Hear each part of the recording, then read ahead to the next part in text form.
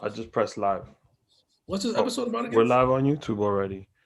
Where are? Yeah. So we're gonna talk about Coming to America 2.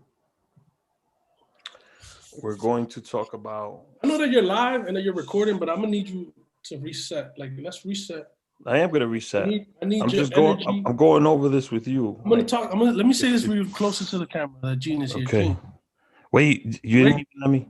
Rick goes into this mode sometimes where he starts fucking whispering, and like his energy level goes down to like he's over here talking on his microphone, and he just starts going like this, and then you can't really hear what he's saying. And Welcome to the show.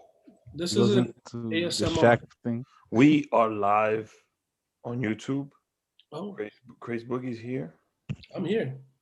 Jaylah will join us shortly. And today we have some heavy topics. So Woo! me and Craze, we had to And pull the that. God is here. Who the fuck? We, You're we not had to introducing we had to Gene. pull that lifeline, and we had to call the all wise and all knowing cousin Gene.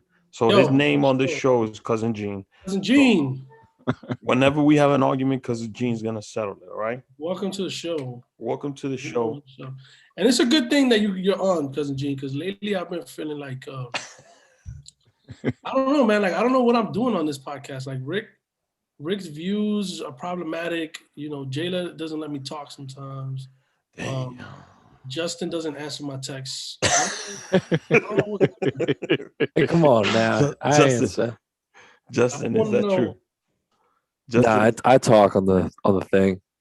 Okay. All right. But I'm glad that you're here. I'm glad that you're here. We needed another sane voice in here. I trust you. And, also, you trust I'll Gene. do my best. I'll do my best. Thank you. I know you will. So, for some reason, hold on. The thing is in the gallery view on YouTube. Gallery view. Yeah, that's. I mean the speaker view. So when you guys talk, whatever, it doesn't matter. We'll just do this episode like this. So, last week, actually, Crazy. You want to do the 90-day thing first, or you want to wait till Jaylah gets here? I think we should wait for Jaylah. Wait for Jaylah. All right. Well, so last week we were having a conversation, and Crazy is trying to make a point that I feel is super valid, and we had a conversation off screen about it. So we decided to bring that topic back, and it is cancel culture. Yeah, I think that in general, right? So first of all, the Rick H show, I think we typically are on the right side of history, I believe, right? Like we more or less. Sometimes. Well, you are most of the time. And I think that's the framework that I want to start with because, like, all right, so like last week, right? The conversation was around Dr. Seuss, right? Yeah. Gene, do you hear about the Dr. Seuss shit? I have no idea. I've never heard it. So elaborate. So Dr. Seuss, it was circulating around last week, and you know what's crazy, Rick? That I found out during the week that it was really something that was being perpetuated by like Fox News, to kind of like. And it's not. I actually saw a story because I didn't know anything about it. Crazy told me about it last week. So the company is removing 6 books out of the. Yeah. That's basically what it is. It's not like there's a freaking march or like holding up signs like, yo, I'm. So people were like, things were circulating last week on social media around Dr. Seuss being canceled, right? Yes. I thought it was hilarious, right? Because Dr. Seuss has been dead for a while, right? Number one. Yes. So I'm sure he don't give a fuck that he's canceled. I also think that he's like a crazy racist dude. And so like, who gives a shit that he's canceled? But a lot of people were like, nah, that's crazy. Y'all gonna take my kids' books away from me? Y'all crazy, bugging. And I'm, so I brought it up. I'm like, yo, we gotta talk about this Dr. Seuss being canceled shit because I think that shit's comical. And I don't believe that cancel culture exists. Now I don't believe that shit is actually. I want you to tell me. This is. I know what you think. I'm gonna let Jaylah in. So originally, I thought cancel culture was actually like a thing, and that Jaylah's welcoming us. Jaylah, meet the all-wise, all-knowing cousin Gene, who's joining us today on the Rick Gay Show. In the mix. Hi. Hello. So to finish my point, I thought cancel culture was a thing, and my point of view was like, yo, we're getting a little oversensitive, canceling everything. And then Craze and I had a conversation, and Craze showed me the light. So, I mean, just what does that mean to you, G? Because I feel like last week I didn't really get an answer from anybody as to like. To be frank, I once you guys mentioned cancel culture, I kind of looked up a little, kind of like so I can put myself up to speed to see what it was about. I think it's very much a thing now. I think people are really quick to point the finger and not remember that a lot of the stuff that they're going at is from a different generation. For example, Dr. Seuss. If you're still giving your kids Dr. Seuss book, come on, move up. It's a millennium. Come on. There's new thinking. Dinosaurs at one point looked one way, now they look the other. We had different planets before, we have another. You're gonna still keep giving them old textbooks? While he holds a good part of our culture, sometimes you got to move on. Wait, of whose culture though? So this is the thing, right? American culture. Okay. Culture. Okay. So, Craze, could you explain to Gene why? Because I felt the same way. Like when you look it up, you're like, damn, these people are getting crazy, trying to cancel Aziz Ansari, trying to cancel this, trying to cancel that. But Craze, explain to Gene. But who is they? Who is they? That's my also. And I saw in Fox News that they were the ones that were really talking about it, because I saw a clip on last week with John Oliver, which I love, by the way. And the dude even mentioned the wrong book in the, I forgot the guy's name from Fox. Sean Hannity. I love that dude, bro. Listen, Gene, the shit is that, look, my view, bro, is that cancel culture as a thing that is not actually something that exists, right? It's like a dog whistle, right? Like it's something that people use to say, to defend shit that they like that is problematic, right? Like you like some shit, that shit's kind of whack to most people, and you want to defend it. So then you're like, yo, y'all want to cancel everything. Y'all trying to cancel the things that I love. And it's like, no, you just like some shit that's whack. And if you want to still support it, you can still support it. Like, I feel like, bro, there's people, R. Kelly gets fan I was about to say that same thing. R. Kelly fan. R. Kelly gets fan mail in jail, bro. You feel me? And like everybody knows what's up. You get what I'm trying to say? So I don't really think that it exists. I think it's like subjective. I think it's bullshit. Let's go over the examples, Craze, because this is what brought it to light to me. I just feel like people are just taking advantage of what cancel culture is to like find their own like excuses for everything, like Craze was saying. So it sucks because we do live in a world of like, we've always seen the bandwagon people. We talk a lot about it, like in sports and stuff like that. But now we're just like a bandwagon culture. And everybody's like, oh, if this is cool, I want it. Like, you know what I mean? Everybody got Louis, I'm going to get Louis. Like, whether you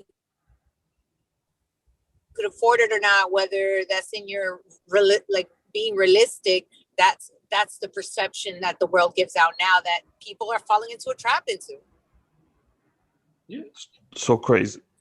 Thank you, Jaylah, for giving us your explanation from the palm trees that's not behind your house. I hate you.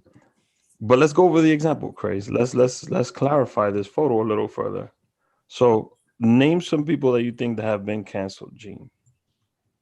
That I think that have been canceled. Yeah. Off the top of my head, I'm gonna say R. Kelly.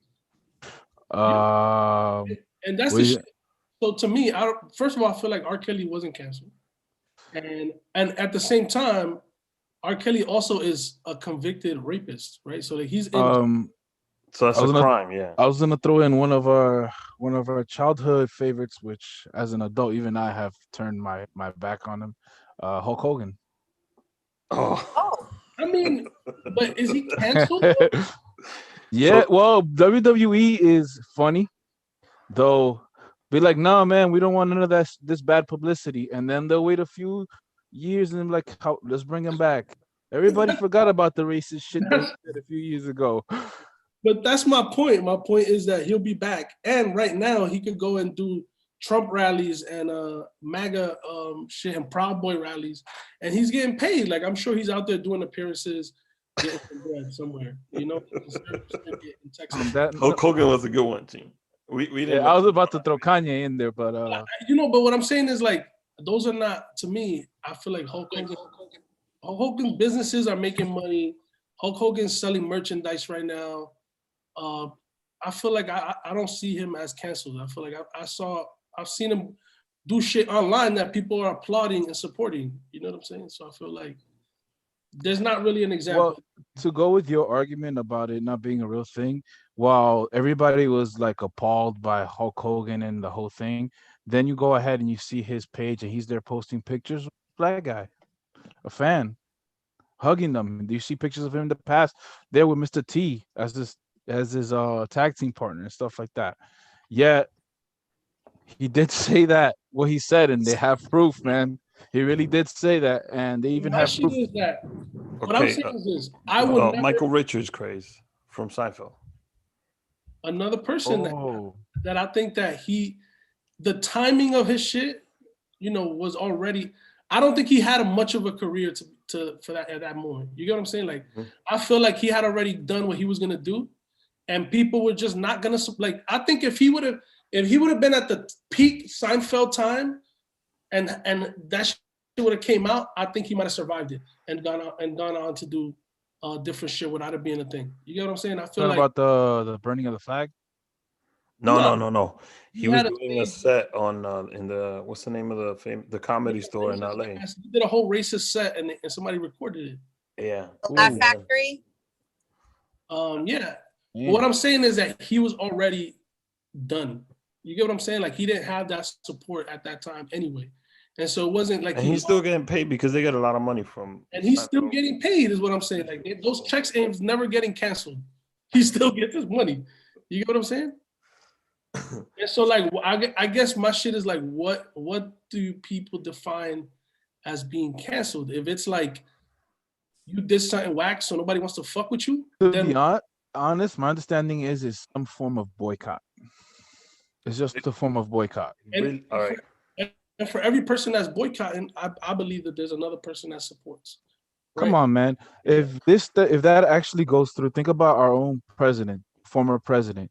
That man should have been gone, and he stayed there, despite the 75 million voters think that. Despite all the blatant shit that he was doing. Did he get canceled? No, only on CNN. Not even, because they were still talking about him every fucking day, bro. They've been talking about that dude for the past. Well, he technically got canceled when they burned all his social media stuff. They took him down. Yeah, but they canceled his Twitter account. He's still not. He's still canceled. That was he's still not canceled. Terrorism. Yeah, but he's still pretty not much. That's the way he got canceled. He's still not canceled because 75 million people love him and tune in to watch whenever he comes on. I guess what I'm saying is, including Jaylah's home state of Florida. I feel like the examples of the most valid examples that people try to bring up are things where people have committed crimes. And to me, it's like, bro, if somebody committed a crime and they're in jail, that's a different situation than canceled, right? Like that is. But even in those, because my bad, Craze. Wesley Snipes got arrested. He went to jail and he's not canceled. Michael Vick. Oh, Michael Vick. Michael Vick was killing dogs. And he did his bid, came out. He played in the NFL again. So it's canceled temporarily. So there's no what you're trying to get at is initially there's no ultimatums. That there's no they that can cancel anyone. Like there's no ultimate authority of power that can cancel anyone. That really what it boils down to is whether you have people that support you or not. And if you have people that support you, you cancel proof. You feel me? Like no one is ever gonna be able to cancel you because people will eventually support you. Now, if people stop supporting you, right? You have to look at maybe why they stop supporting you. Like a lot of people are like, yo, you know what? We can't fuck with this person. Maybe it's not canceling. Maybe it's you're being held accountable for some whack shit that you fucking did, you know? And so like, when people talk to me about like Pepe Le Pew, right? That's the new shit. The new cartoon that people are mad about. I'm like, bro, first and foremost, I feel like that character is not even like a main fucking Looney Tunes character. He's like a fucking peripheral Looney Tunes character. So what are they saying about it? But it? he was funny Oh, that he It was funny. It was funny because we, as kids, we were conditioned to think that sexually harassing women was funny. Now, as a society, we think that that shit's not that funny. And so, what I'm saying is like, who gives a shit if Pepe Le Pew goes away? Like, who loses? Who the fuck is gonna be missing something? And it's not like somebody's canceling him. It's the company that produces they're the making cartoon a business decision to be like, you know what? We don't think it's profitable to continue to perpetuate sexual harassment, and so we're gonna stop doing that by taking this character out the paint. Who gives a shit? They should do it, and we should support it, and everybody should stop crying about being canceled. People are actually mad of them getting rid of him. Yes. And even as a kid, I knew that was wrong. Exactly. We got another one for you. So Space Jam 2 is coming out, and they reimagined Lola Bunny. So the original Lola Bunny from Space Jam, he was too sexualized, was more sexualized, and then the one that they're doing now is more toned down. So that was the other uproar. I mean, cartoons this Lola, week. So that original. The thing is that the thing with the Looney Tunes and all that stuff is that they have to remember, it originally wasn't a show. It was an adult show for adult misogynistic men who made who really were the ones that watched the show and made the show. So and made the show. But Craze, say what you were gonna say, because I think you got cut off. No, I think that the original Lola Bunny was bad. I'm just saying that if like the new Space Jam, Lola Bunny, holla at Craze. Yo, the old one. The thing is that if this cartoon is for kids, right, then she don't need to be bad. Like she don't need to be sexy like that. I feel like it's fine. Wait, you found her sexy, Craze? Wait, there's people the old one about that shit too. Listen, bro, I think that cartoon, the only cartoon that I think was bad, like was actually sexy. Y'all remember that cartoon? What was that movie that was like a? Is it Jessica Rabbit from Roger Rabbit? Is that what you're gonna go to? No. It was. I'm shocked they never canceled her. So now we gotta. She's based on a novel, Rick. They're gonna have to an adult novel. That's why Roger Rabbit is not a kid's movie. There was a movie that was like a Toontown or some shit like that. You're talking about Cool World? Cool World. Yeah, that's with Brad Pitt. Yeah, you're talking about with Brad Pitt. What's the name of this? Is it the lady that played Vicky Vale? Is it Kim Basinger? No. Kim Basinger. Kim Basinger. Yeah. That was a bad cartoon animated show right there. That was an adult movie. That's about to get canceled. Nah, but that was an adult movie. Damn, Gene was right. Kim Basinger, Brad Pitt, Gabriel Byrnes. There's a couple people in this movie. Yeah, I haven't seen that. Can you believe about this? Check this out. Can you believe that was one of my favorite childhood movies? Favorite what movies? Childhood movies. I saw that shit as a kid. World. Came out in 1992. So Gene must have been 83. I don't know the year. What year did it come out? Math right now. I'm off in my math. Gene was 93? 93? You said 93? 92. I was like 8. I was 8 years old. Yeah, 9 or 8 years old. Jaylah, did you say 5? Damn, the Florida public school. Oh, you said you were 5. I thought you said Gene was 5. I was about to say the Florida public school system is not helping Jaylah if she got 5 out of that. We're trying to play Jaylah like that. Wow. Give me a little bit more credit, Rick. So another discussion that happens today and starts today while she's in her palm trees right there. Yeah. I was just on a live with Tommy, 5K, and Ivan Manito, and we announced to the world that Jaylah's 90-day journey starts tonight. So I figured we would break down what we're looking for tonight in a small segment. Yeah, what is we gotta find out from Jaylah? What is it specifically? You're not getting paid. First of all, these are some disclaimers. You're not getting paid. You might be coming to the U.S. for 90 days on a K-1 visa, and if you're in it for love. If you have money, though, is a plus, though, right, Jaylah? Is that? Can we say that? Hell yeah! Of course, it's a plus. All baseball players must apply. The only twist is all the candidates have to go through me and Craze Boogie.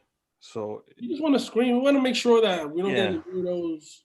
We don't want, but yeah, I think we might have to take a trip out there. We have to shoot an episode of the shoot a couple of guerrilla style. Hey, my birthday's coming up. My birthday's coming up in April. I wouldn't mind going to DR. Word? Yo, we might have to go. John is ready, bro. I told him, I didn't tell him, I didn't promise him anything. I was just like, yo, look, I might have somebody that wants to meet you, So I need somebody tall, and at least I gotta know how to dance some típico and some bachata, por lo menos. Okay. Rick, we gotta put the videos up on this. Yes. At least one of the videos of my man Chan. Shout out to Chan, boy Jeffrey. Chan's number one. Cool. Jeffrey my sent boy me Jeffrey sent me some suggestions as well in my DMs. Nah. Jeff got to send it to us at the Rick A Show. He got to DM it to us. He got to go through us. We're going to screen. He sent me something, though. He sent me, I thought it was pretty funny what Jeff sent me. I thought that was hilarious. But the number one candidate right now that's in first place is Chang. Shout out to Chang. And Craze was in the middle of giving us a little details of who Chang is. Chan's a very family-oriented gentleman. Boom. Okay. He's in his... he knows how to drive. That's he knows important. how to dance. He's in the spring, of his 40s. He's in the spring of his 40s. Okay. He's 44 years old, and he's a very caring, loving person. He takes care of his mom. And he's a great dancer. He was a little bit of a hoe back in the day, but now he's a reformed man. And I think he's just looking for love. He's just a simple guy from Santiago. Shout out my hometown, Ibaje. All my Ibajeros out there. I'm just looking for love. He's looking for love. I know that you're looking for love. I'm looking for love. I'm just trying to help you connect. I'm just looking for Jaylah too. He's a jack of all trades. He does many things. He's a driver sometimes. I think he was a narco in a previous life. Wasn't he like a DJ at one time? Bodyguard. He promoted. He managed a restaurant, La Puerta del Sol, in the middle of Santiago. He actually. Yep.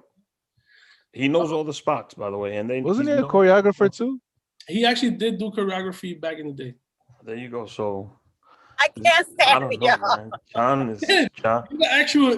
These are actual facts. Yeah, these are facts. I'm only saying them because I'm like, is this the same one that I know? Yeah, it's Chan. I know when I was younger. Chan, my guy. It's Chan. So the man. So you know who Chan is, though? Yeah, of course. Cousin Gene is the all-wise, all-knowing Cousin Gene. He only comes on the show for special episodes. So he came on when we did a wrestling episode, and now he's back. He's Cousin Gene. He's Rick's cousin and he's my cousin, even though me and Rick are not related. So yeah, figure that one out. So at the beginning of the show, I didn't do the birthday shout out. So happy birthday to Cryptic. It was his birthday a couple days ago. Happy birthday, Cryptic. Happy birthday to my boy, the mayor. It's on actually March 12th. Happy birthday to C's Perez. Wow. Happy birthday to Nectar Martinez. Whoa. Nectar. Yo, there's a lot of March babies out here. Oh, happy birthday to Noel. Happy birthday to Noel. From Hemmenkoff. Happy birthday to my baby sister, who was her birthday yesterday. She turned 27. And happy motherfucking 21st birthday to my baby brother, Ariane. Hey. Legally drink now, 21 years old. So happy birthday, A-Bomb. I think there's somebody 21? else. He's 21 years old? Yes, crazy. He's 21. He was born in 2000, so it's easy to know his age. I think I'm forgetting somebody. If I did, I'm so. Oh, my man. Oh, happy birthday. Oh, De Niro. Oh, De Niro. Oh my God. So we're back with the 90 day. I mean, age require. We already got. So Jaylah said money's a plus. Money's a plus. How with y'all? I make my own money. Dancing. Money, dancing. She says she likes. It is a good thing. What? Family oriented. Family oriented. Right. I mean, Chan crosses all these. Hey, look, he's checking a lot of boxes right now. A lot of boxes. I know you like more caramel brothers. Chan. But I don't know if Chan's gonna be like my type. It's all about chemistry, energy. Nah, he's got some great energy. If you meet him, I think you'll feel differently. But I understand. I think we gotta keep your options open. We just want to get a baseline for the things that you're looking for? So I put out the age between the ages of 25 and 100. I think 100 is a little too much. No, but hear me out. Hear Yeah. me out. Hear me out. We don't want to disqualify some very good candidates. So there might be somebody who's 76. What would you say your threshold? What's your threshold? I need them to be able to keep up with my stamina. 60? Jaylah. My parents are 55, so like let's be realistic. Okay, so less than your parents. But if you brought home a 60-year-old that don't look like he's 60, right? And he got his shit together, and your father's like, huh? You better look like Nicky Jam of The Rock. Nicky Jam of The Rock? 55 years old. Nicky Jam is old. Yeah, Nicky The Jam Rock is 55, man. How old is The Rock? The Rock got to be. I think he's 47. Yeah, he's in his late 40s. I know you like About to The drop Rock, you like 50. Nicky Jam. Those areas. You like The Rock, Nicky Jam. I think Nicky Jam and Chan did a song together back in the day. I'm pretty sure. There you go. First of all, Nicky Jam and The Rock. I saw that. Different. The Rock is 48. Nicky Jam and The Rock are like two different looking dudes. Like, so we could keep the 25 and 100. Fine, whatever. Look, we'll put it down. I would say my recommendation is to give yourself a 25-year, buffer. So I would say 25 to 50. The oldest guy I've ever dated was 46. Exactly, 50. When 50. was this? Was this recently? And that was like 4 years ago, so 50.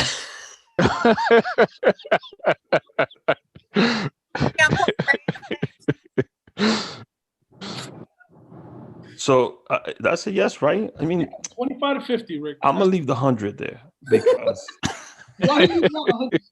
I think Rick got like one of his deals that's like 87 years old. He's like, yo, I'm gonna sneak this dude in here. Rick. I'm just saying on Instagram. Gates money and nobody to take charge of that.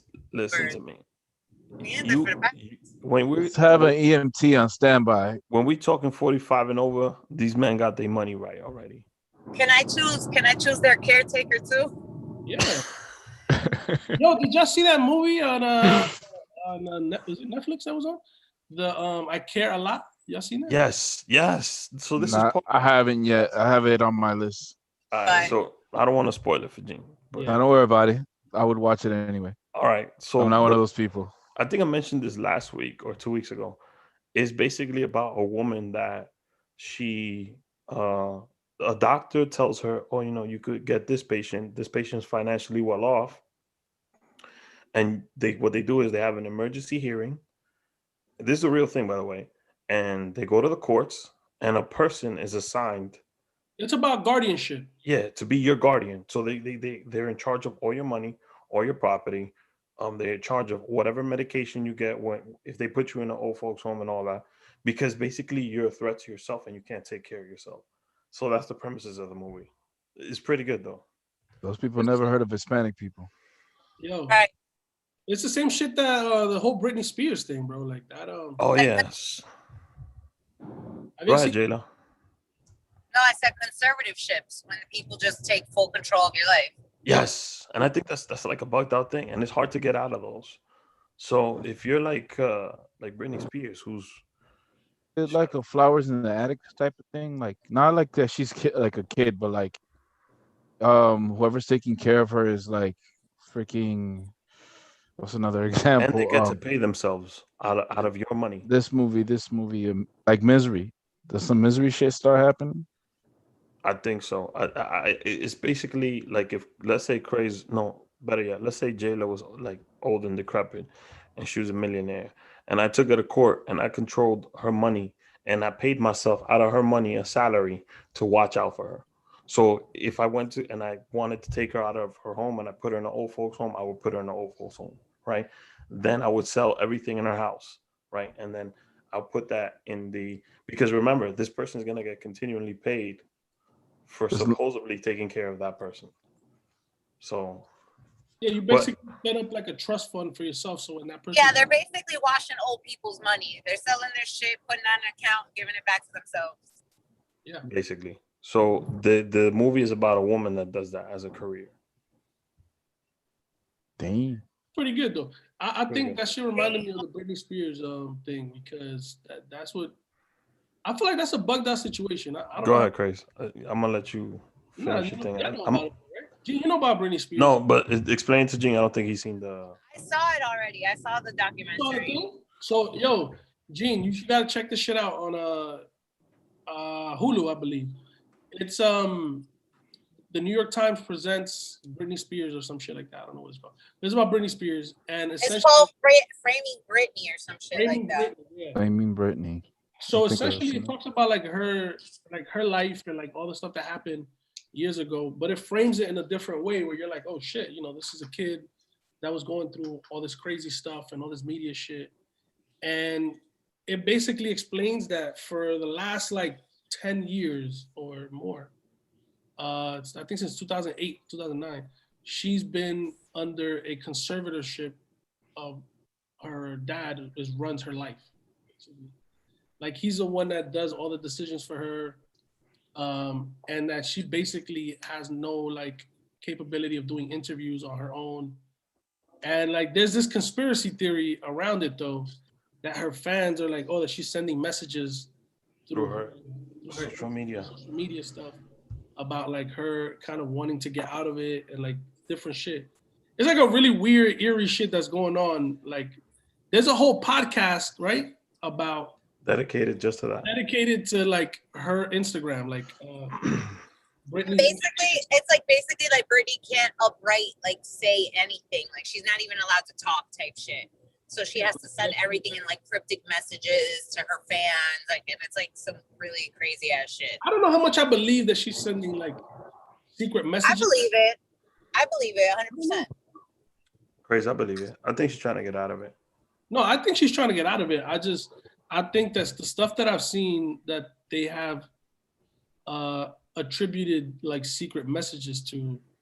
I think it's just Britney Spears being kind of a weirdo. You know? Honestly, like I'm thinking about how she's portrayed herself in the past, and sorry to say, no offense to Britney Spears, but she hasn't portrayed herself as the sharpest tool in the shed. Well, I think the shit is that I think that's how this started. Yeah, I think she is a smart person. Mm-hmm. I think that situation made it so that. You know what I think too, though? I don't know if you guys ever saw. There was this one. This is one Turkish novela that like a lot of like I absolutely didn't see it. You said Turkish and novela. You didn't say Sultan? But they do a lot of translation in Spanish, and a lot of these Spanish stations are now playing these Turkish novelas. Yeah. And in one of these novelas, the psychiatrist purposely tries to make the girl feel crazy, and they give her these pills to go nuts, basically. Yeah, I could see something like that happening in that sense of like, all right, let me try to control her, but this is the way to do it. And they make it seem like she needs to take these pills, and instead of making her better, what they're doing is just making it crazy so they can control her. And realistically, look at the crazy ass world that we live in. That wouldn't be far-fetched. That could be argued with medication that has to do with neurological diseases. They tend to sometimes bring out more issues than they solve. Yeah. Now, I think there's a couple things. If you watch, Gene, I think you should watch the thing anyway, because what I got from it was something super interesting. Yeah, what I got from it also was some another layer of what I think has been an issue the last few years in media, right? Like that was the beginning. What I saw in that documentary is that was the beginning of like the paparazzi and the media shit going overboard.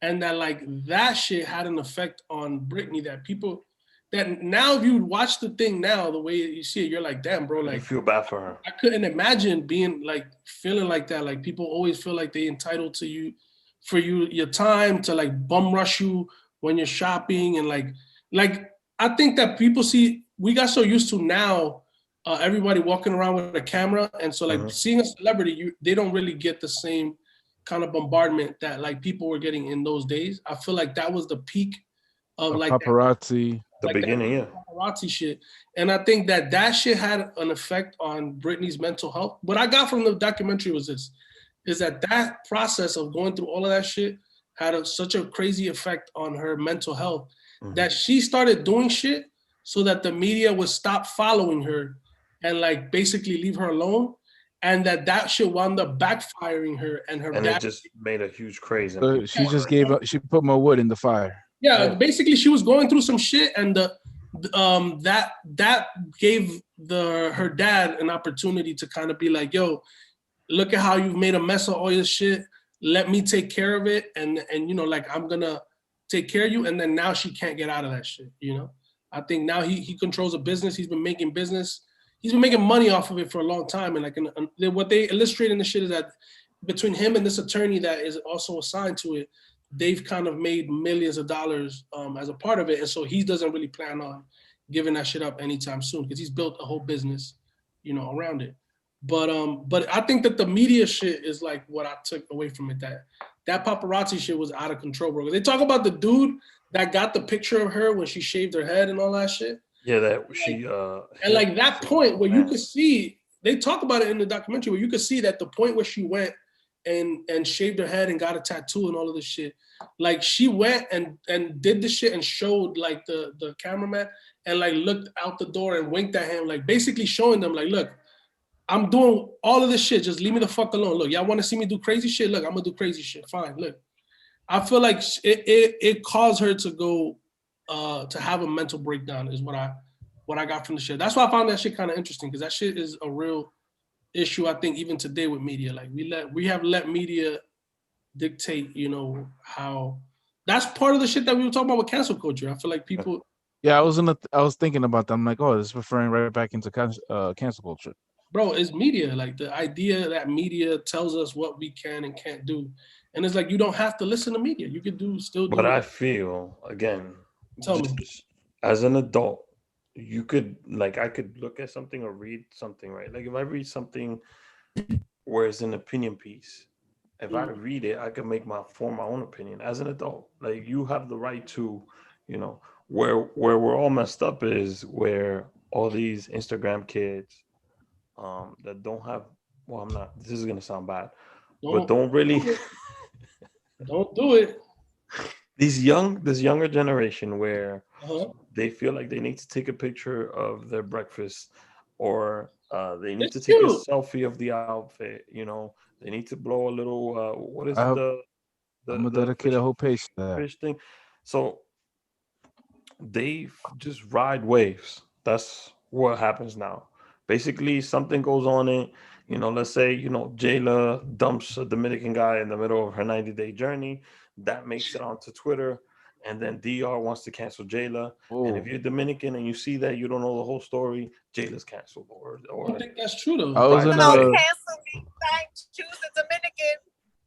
I was going to throw an example there that further makes Rick's point. For example, who remembers acai bowls? About a month ago or so, that was like the thing. Meanwhile, acai has been around forever.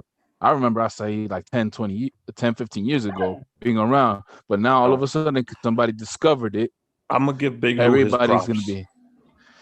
15 years ago, how old am I? 36 now? It got to be, I was like 20-something. Lou was the first. What year? I don't know. It had to be around a little bit before GBG or during GBG. Lou had to be the first dude to be like, yo, I'm about to get an acai bowl. Yo, that's true. He'd been on those things beforehand. So acai in 2004. I feel like everything is trends. You know, I think that that's basically what I'm saying. People like to ride waves, trends. I think that's fine. I think riding waves is fine. I don't really think that. I think we did the same thing. I think when we were kids, right? We all bought into.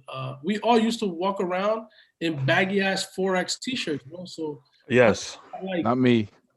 I mean, Gene, you used to walk around in Doc Martin boots and tank tops. I feel like that's different. Yes, we all have our trends. You get what I'm saying? Like I feel like everybody rides the wave that they want to ride. And I'm saying we're just more aware now. I still feel that us being younger, when we were young, we still were able to make conscious decisions. And I think these kids are gonna be all right, bro. I think the kids that we see right now, the younger generation, I hope so. They're making the same exact fucking mistakes that we did. They think they know more than the rest of the world, than other generations, and they do know more than we did, bro. They have a lot more information than we did, bro. We grew up and we thought Jesus Christ was white, and we thought that the shit that we saw in the pyramids was true. You know what I'm saying? And that like no questions asked. So Jesus is not white, Chris? We bought into a lot of bullshit, and we had to unlearn it. And I think that that's part of like. Oh, Christopher Columbus discovered America. You know what I'm saying? Fuck that guy. And I'm saying like we bought into it because all Native Americans were wiped out. Remember that? Yo. Meanwhile, they actually exist. They actually exist. I've been to Native American reservations, several of them. They mainly revolve around a casino down in Southern California, but I mean, that's a debt that needed to be paid. And their heritage is there, bro. And their heritage, we can't erase that shit. But they tried to make us believe that did not exist, and we believed it for many years. We believed this shit, bro. And what I'm saying is that these young dudes, young ladies, young folks, they're gonna be all right, man. They're gonna figure out more shit than we did, because I feel like we figured out more than our parents did.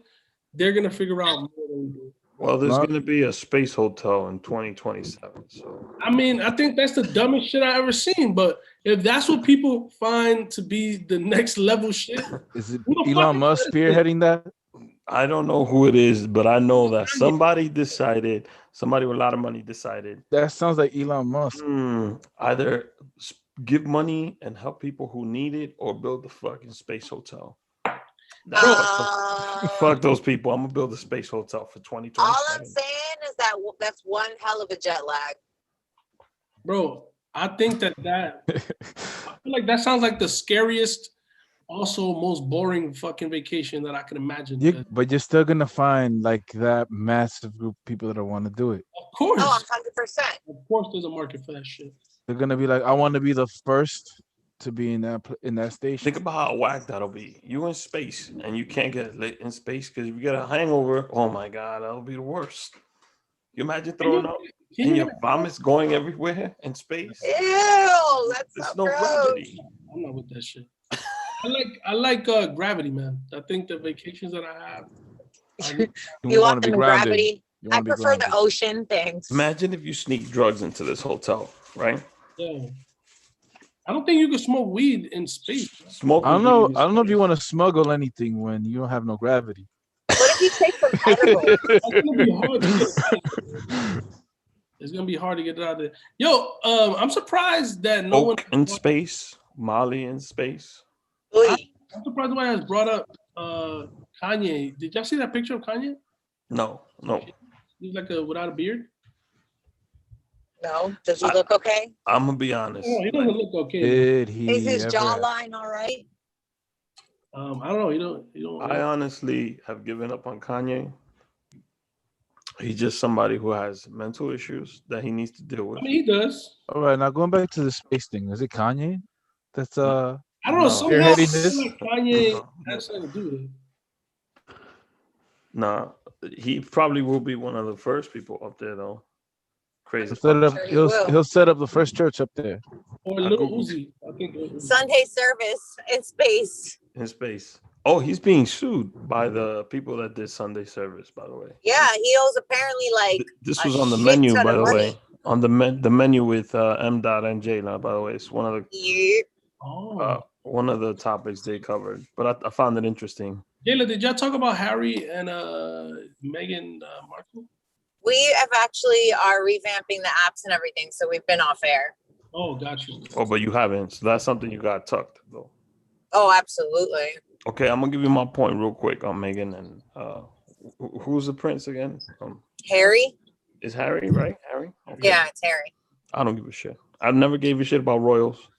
Honestly, yo, that's exactly how I feel. They don't have any power. They don't rule anything. I don't see what the point is of having a royal family. I mean, they're essentially the Kardashians of the UK, right? Yes. And I used to watch Suits. That show was fire. But the character I hated the worst was Meghan Markle. So I like Meghan Markle. I just don't care. No. Like my shit was that the only reason that I brought it up is because, again, this shit that I just find like really comical, like hilarious, and it's like somebody telling me, like a friend of mine was like, "Yo, did you hear the shit that they had to say about the royal family?" And I'm like, "What?" And they're like, "Oh, they're racist." I mean, that. And I'm Oh like, my God, I are thought we that was surprised here? I thought that like, was a I did given. not need Meghan Markle to go to London to know that the fucking royal family is racist, bro. Like, I feel like generationally, that's pretty obvious. You mean an aristocrat that has never had to worry about anything is racist? Not only that they've never that do not have any white. I mean, any other than white in the family people like that. I feel like the royal family they only marry within the. And they're classist. Look what they did to Princess Diana. Aristocrat? Never Yeah, I was about to say. accepted her. Never Good accepted point. her. If they're classist, come on. Racist? That's nothing to them. Every Texas, assistant. all of it. Every Nothing to them. assistant. Plus, this All is the my isses. point, right? I was having this conversation with my wife earlier, right? She was talking about the interview that she saw, and I was like, you know that if one of the, let's say whatever, Prince William or whatever, he was driving in London and he got stopped and they found coke in his car, the cops could arrest him and put him in jail, and there's nothing he could do about it. They're not gonna let him walk free, or he got no power. He's a regular British citizen, except that he has a title. I think, bro, I think there's things that have been happening this like year that lead me to believe that we are like in an alternate reality, right? Like, because like the idea that like the fact that this is a real thing, that one of the people from the royal family came to the US and did an interview with Oprah while they were laying low from the royal family at Tyler Perry's estate in Atlanta. That shit is hilarious to me, bro. Like, but I like, give it Tyler to Perry Prince is Harry though. providing them security. Prince Harry's always been a real G. So like he's like his mother. I always liked his mother. I mean, a G and what's I guess he keeps it 100. Let's be real. He's putting a lot of on the line for his family and their bloodline. Not just for the family. I just feel like he does a lot of like as far as like reaching out. He does a lot of like community events. He raises a lot of awareness to different. He invokes He's a big time change. philanthropist. He wants to be a difference, and they won't let him. He took that from his mom, and he's been involved in a lot of shit. Like the dude went to the army, and the royal family was like, "Oh, we don't want you there." Wasn't there one that dressed up as a Nazi one year or something like that? What? Probably. I don't know. I don't know. But it wasn't Harry though. Harry's the young one, I think. Yeah, he's the young one out of the two. Yeah, he's the younger one. So I'll give him his props for that, you know. And then he was like, "Yo, I don't want to live in the UK. I got a shorty. I want to go back to the US. You know, I'm not with y'all whole royal thing. So it's okay." But the Kardashians, that's the perfect. That's what I was trying to find something to compare them to, Craze, and that's exactly how I feel. I mean, I think they don't really contribute. I feel like Harry. I get what you're saying, and I'm not gonna say nothing negative because you just said a lot of good things that he's doing. But I just also feel like the dude builds schools for underprivileged. I just also feel like countries and shit. He should. His family. Look, Crazy. One thing is that you should be doing things, another is that you actually do them. A lot of people should be doing. First of all, Jeff Bezos makes, I forgot how much it was a second, bro. Sucks. And he don't do anything. He don't do anything. Jeff Bezos could have been like, you know what? First of all, Jeff Bezos got richer during coronavirus than anything else. He could have took one bill and like gave it to the government, like, yo, here, distribute that to. I'm gonna be real with you. I'm not gonna complain about Jeff Bezos. And the only reason why I think that he's you want to get your Amazon Prime on time. I'm just saying that we make him happen. You ain't trying to get it happen. We make it happen for him. So what I'm saying is like I can't really talk shit because I just was watching some shit on Amazon and I just ordered some shit from Amazon. You know what I'm saying? Like, so I feel like unless I'm ready to really be like, yo, I'm gonna go. Yeah, I'm not gonna use this anymore. Jeff Bezos. So you ain't gonna cancel Amazon Prime? No. My point is that I couldn't even if I wanted. Hell no. You know what I'm saying? It's a necessity. Yeah, bro, they're listening. They're listening. We made it. That's what I was thinking. Alexa, shut off Craze's internet. Wait. What did Justin say? I didn't hear him. Justin said, yo, they're listening. No, I'm saying they're listening, man. Oh, yeah, they are. From your phone, through the computer, all of it. Yeah, say something that you want now, and then go get on your Instagram. Later on, you're gonna see an ad for it. That's why Craze don't want to say anything. That's what I said. We can't say nothing. But anyways. I feel like we support it. We support it with our money, so we can't really say shit. Whatever we say makes no sense because we still support it, is what I'm trying to say. So Amazon's a great segue to our next subject. It came out when I was 2, I think, or 1, but I saw it in the 90s. Coming to America is probably, if you ask 15 people, 13 of them will say it's in their top 10 favorite movies of all time. The original. Classic. This March 5th, last Friday, Eddie released Coming to America, obviously part 2 of Coming to America. Rick, now, before we get into the conversations, it's a sequel that's coming out. People hate sequels. That's 1. Yep. 2, the original movie didn't need a sequel. It's a classic. It's perfect. It transcended its time. You can watch it any year and you'll still find it funny. And 3, it's a movie that's being filmed 32 years too late, in the opinion. So people going to see this movie already have those 3 things in their mind. Right? All right, now tell me, what was your take? I saw it. I liked it. How many Oscars do you think that Eddie should have got? No Oscar nominations, none of that. I just thought it was a funny movie that you could watch. Like, if you're at home during quarantine, it's a movie you could put on. No, you need to say the phrase that you said. The phrase, yes, but I wasn't gonna get to that. So Big Lou. I wasn't. So wait. Shout out to Big Lou. So we have a group text, and I said you wanted to fight him. Tell him. I didn't want to fight Lou. So we have a group text, and I said, "Yo, the movie's good." And then Lou chimed in, and he said he said what he thought about it. He said it sucked. Yeah, he didn't like it. So I said, "Yo, you can't say that because Eddie elevates black cinema." That was one of the quotes I said. Hold on. All right.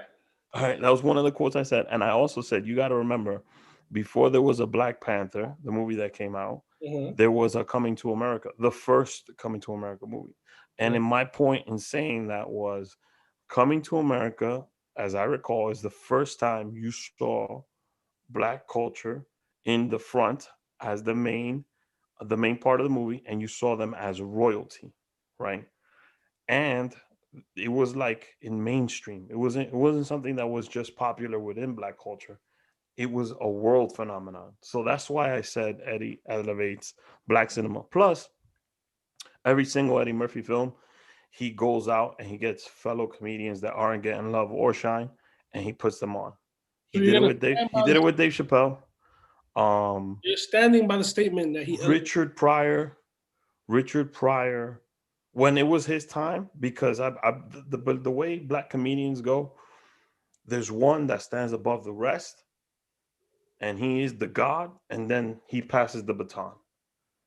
When it was Eddie's time, which was for a really long time, he did his job of putting all those other guys underneath him on. And after Eddie left, there was Martin. There was Dave Chappelle. There was Chris Rock. Martin's success is thanks to Ron Simmons. Yeah, but Russell Simmons. I mean, Russell Simmons. My bad. Yes, but what I'm saying is all those other comedians that were underneath Eddie didn't shun them or like play them. He did the opposite of what other ones do, and he elevated all of them. So that's why I said that. What you wanted to say was that he uplifts other black comedians. Yes. And the movie, if you haven't seen the movie, it's gonna get spoiled for you guys. That he elevates the cinema, I think is. Why not? Why couldn't he? Why do you feel he did that? You don't think the movie like A Nutty Professor or any of the other stuff that he's done was Dolomite, Trading Places, The Distinguished Gentleman? You don't think that he broke barriers in order to help to what black cinema could be now? I think, I'm sorry, but I think you're wrong. I would not say he broke barriers. I think he made some dope movies. I would not say. I as much as I love Eddie, I couldn't give him the credit for that. I mentioned in Yeah, the I chat think he when we were on I said Lou elevated black cinema, when put it when into yeah, when Lou yeah. I went mean, in on you mainstream. we're guys. moving towards a Mainstream. different. I would say a guy like Robert Townsend did that. Yeah, hell yeah. He really, like, almost every part of every film that he did, even if it was a kids movie, Yo, I We had think to can't. do with We uplifting can't. the black culture. John Singleton elevated black But cinema. he's a director though. He's a director. I'm talking about from a comedian, strictly a comedian Robert standpoint. Townsend I'm just also is a saying. comedian, also is Robert an Townsend is actor. a comedian, yes, but I guarantee you this: there's not one film Robert Townsend did that made as much money as Eddie did. Well, to be honest, But I'm not. Robert Townsend, to begin his career, had to himself, because he was going around trying to get like this thing where he was putting social awareness about how black actors, how Hispanic actors, how Indian actors, how what if you were yet colored, how you were being treated in Hollywood. Mhm. And nobody would buy into that, and he had to go and fund himself. So Yeah, for the most part, he has to do it. He's always been doing it himself. That's why he's never made the Eddie Murphy money, because Eddie Murphy's always been backed. agreed. I'll give you like the Wayans brothers, right? I feel like they kind of followed a similar formula where they didn't really get movies for them, so they kind of went and did it themselves. They went and got the money themselves. They All got, of Eddie's movies he wrote. It's not like yes, I'm not taking nothing away from there Eddie. was financial backing, but those are his films, I'm not And taking. even like, we could take. I'll give you I guess what I was saying is that I don't. The statement that you said maybe. now. Lou brought up Judas and the Black Messiah, right? Okay. Which is I Dope. have not seen it yet because I want to see the movie, like really watch the movie and not be Yeah, into me it. too. So, uh, from everything I hear, is a dope movie with a Dope. message. I get it, I get it. But if the Coming to America does not have a message like Judas and the Black Messiah, I don't think it needs to have a it's, message. it's I don't think. On the Cool. I liked it. no, from because one Crazy. of the arguments that was made in the text was it was a missed. I think I don't think it was Lou. It might have been Dorian. That there was a missed opportunity to deliver a That was still message Lou. during that movie. That was still Was Lou. it Lou? So Yeah, that was still Lou. Yo, I I think think Lou got caught up with making this comedy movie more of a kind of like you said, Black Messiah, like a or like statement, like a or statement. like this. I'm like, we're not watching a Spike Lee movie, man. Just Yeah, watching agreed. a feel good movie. I think that's a good point.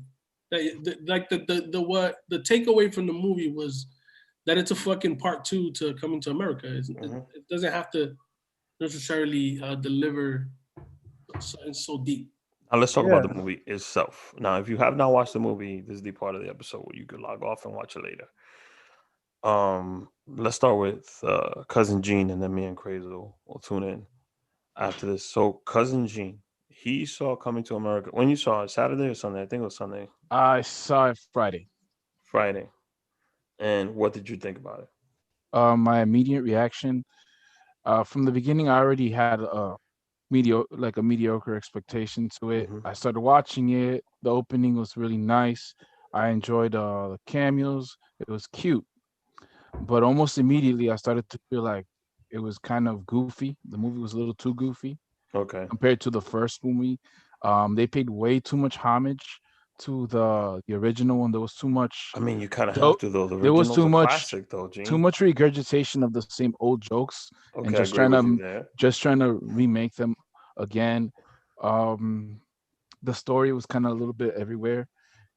Like direction of his its pacing was kind of off. Like the original movie had a really good pacing, and I Hmm. understand it's not the original. The current pacing was kind of like rush, rush, rush, rush. I was gonna say, did it feel a little rushed? Yeah, it was I a lot of think rush. there was a little bit of bad acting too in it that took away from me. I could agree with the rush thing. I agree with the. Uh, I think they I crossed the line in paying homage and just regurgitating the jokes. a few things I did notice, because I did watch the film a little bit of the film again this morning. That I did see, which I did have a lot of respect for, was that he took some of the misogynistic stuff from the original film and he kind of tried to remove it and made a play on it. For Yeah. example, the bathers. in the original movie, the bathers were actually nude under those beads. The bathers. That's the. I'm just saying what the role was because there's male and female bathers. Yes, but you don't in the original. You only see women. Like you only see the women bathers. Yeah, and they were fully naked. In the current one, you see them. They're actually wearing bra, like a bra covering, it was like a skin color type thing on the and they don't actually go ahead and reenact that scene. What they do is they flip it. They have Leslie Jones, and it's a guy coming out full naked. By the way, that guy screwed up. They're all supposed. All the royal subjects say "Madame," and that he goes, "Ma'am." He just said straight up, "Yes, ma'am." I was like, "What the hell?" Somebody wasn't reading his part right. So, what was the part that you hated the most of the movie? And the part that I hated the most, honestly, is the part that a lot of people loved. I was not a big fan of the second barbershop scene. I was not a fan of when he was in America. But I think the one part I hated the most when he first encounters his bastard son. Okay. He's dressed. He goes and he does his stereotypical tourist thing, and is exactly the same thing that he wore in the original film, which made no sense because in the beginning of the film, he says his daughters are putting him into current times. So he must have been aware that that's not what they wear. Yeah, but if that mesh jacket wouldn't have shown up in the movie, it'd have been. They had to bring that back. So I guess he could have found another way to pop on the mesh jacket, or maybe like. But I gotta say, the best part of the movie, and a lot of people might not agree with me, is the entrance of Wesley Snipes. And they have Michael Blackson introduce them, and he comes in. That whole part was so well made and so perfectly done.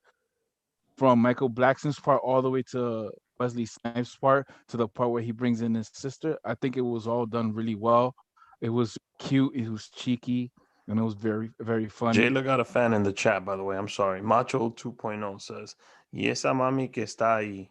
Damn. Hey, 90 Days starts now. Macho? It starts Today's now. 90 Day start day, you heard? I'm going to have to ask Macho if he's Dominican. Damn, Macho? I can't stand John. Macho's Puerto Rican, man. One of the parts I didn't like of the movie and I expected more and I didn't get it, was Rotimi's part in it. He plays Andre in Power. When he plays the son, I don't know why I expected more from him, but I just didn't like I don't know, I expected something different. I didn't like where they put him. All right, so you know what he is? He is the chick that he is the equivalent of the chick that barks on one leg. Oh, 100%. That's what they were trying to do with him. Well, I think that I agree with Jaylah. When I saw him pop up, I thought he was gonna have a bigger role. It was funny though. Yeah, I thought he was gonna have a bigger role. He might have been a good pick for the son. I don't know. I think that it was cool. Actually, yeah, that would have been good. Yeah. But I would have loved to see him as the son. I think he would have done phenomenal. He did a good job. I think that my shit with the movie was I didn't think about it that way, but Gene's right. It's like the pacing of it. It was it felt like they were really just trying to check the boxes, like they were gonna try to okay, I put this, I put that, I put this, I put that, I put that. I gave him all this, I gave him that.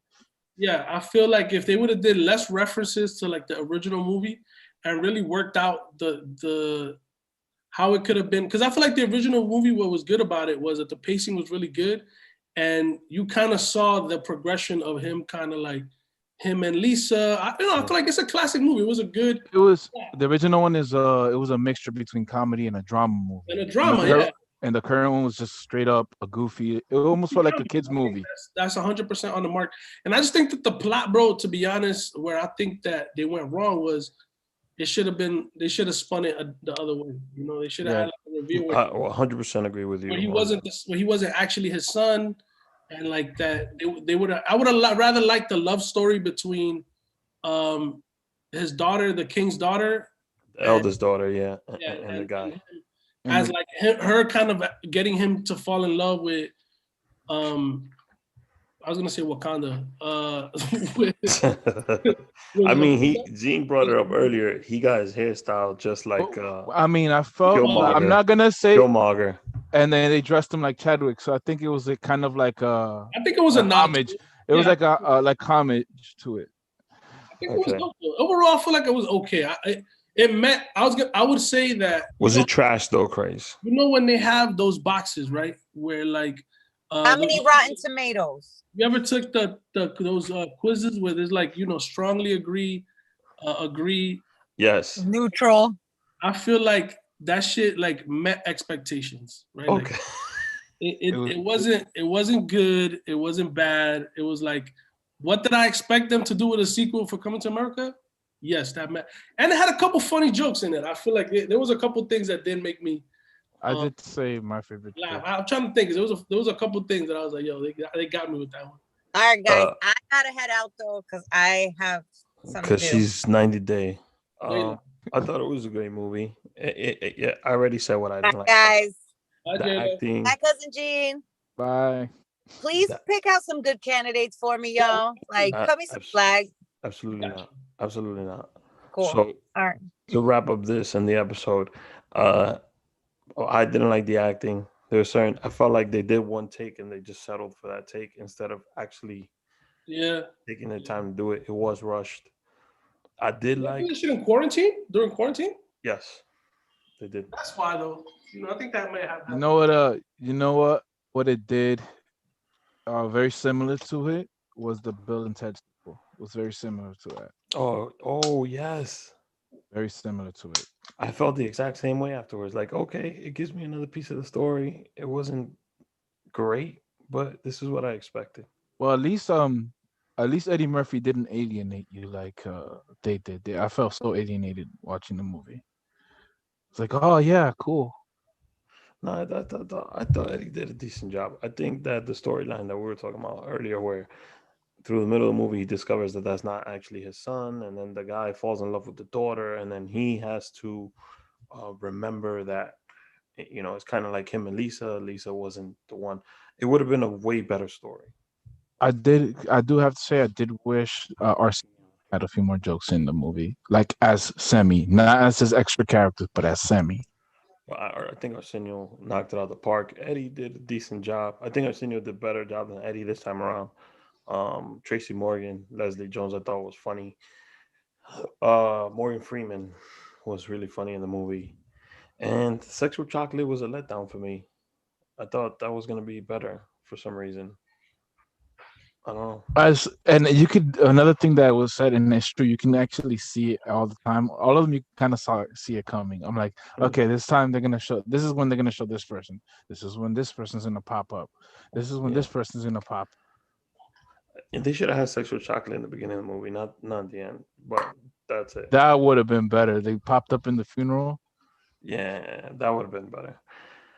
So next week, we have a surprise special guest coming on.